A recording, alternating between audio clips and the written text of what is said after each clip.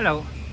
I read some questions about how to make the siding of a decking, and I like this solution.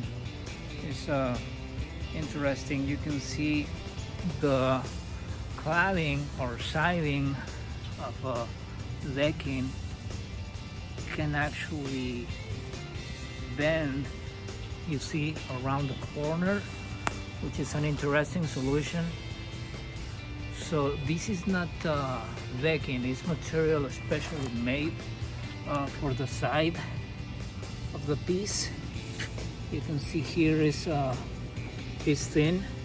It's not a piece of decking. This one on top is decking. You can see the thickness, and the one on the side is a little different.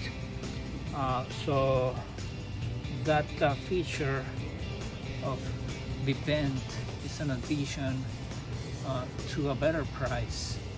So that's something you can do. That's something you can use for the siding of your decking,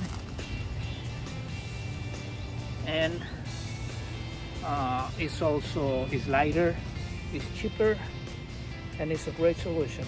This is what you can do to finish the side of your decking. You can also see here how the decking is used as siding.